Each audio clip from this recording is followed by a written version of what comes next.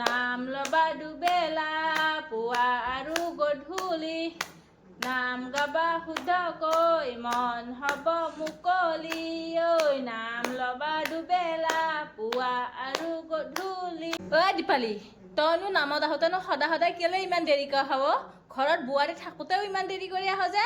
বোৱাৰী ঘৰত থাকোঁতে ইমান দুপৰীয়ালৈকে কামেই নহয়নে? তইও কি কথা ক? বোৱাৰী থাকিলে কি মোৰ সোনকালে হ'বনে? বোৱাৰী উঠেহে ৮-৯টা বজাত। বোৱাৰীয়ে চাহ দিব, মই খাম এই ৰৈ এতিয়া চাহ বনাই খাই আহি এই মন্দিৰলৈ আহিছোঁ। কি ক'বা আজিৰ বোৱাৰীৰ কথা? আমাক কৰিব খুৱাব দূৰৰ কথা, আমিহে সিহঁতক কৰি খুৱাব লাগিব। আৰু আজিকালিৰ বোৱাৰীৰ কি ফেশ্বন চাবা? বিয়া হৈ আহিলেহি পিছদিনাখনে মেক্সিটো সোমোৱালে। এইটো কৈয়ে দিম, আমাৰ ঘৰত মেখেলা চাদৰ বাদে এইবিলাক একো গাত সোমোৱাব নোৱাৰে।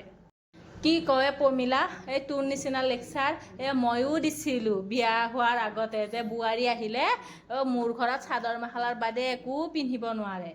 এতিয়া সেই মেক্সিটো বাদে এতিয়া সেই চুটি হাফ পেণ্ট স্পৰ্টিং পিন্ধি ঘূৰি ফুৰে।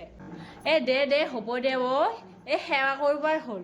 কিনো বোৱাৰীৰ কথা আলোচনা, বোৱাৰীৰ কথা আলোচনা, তাৰ বোৱাৰীৰ কথা আলোচনা। দে সেৱা কৰিবা হ'ল, আশীৰ্বাদ দে। কিহৰ বোৱাৰীৰ ইমান আলোচনা কৰিব লাগে হা? মৰিবৰ সময়ত সেই বোৱাৰীকেইটাইহে চাব, সেই আলোচনা কৰাবিলাকে চাবলৈ নাহে হা? কিহৰ বোৱাৰীৰ কথা ইমান আলোচনা? বাদ দে সেৱা কৰ, আশীৰ্বাদ দে।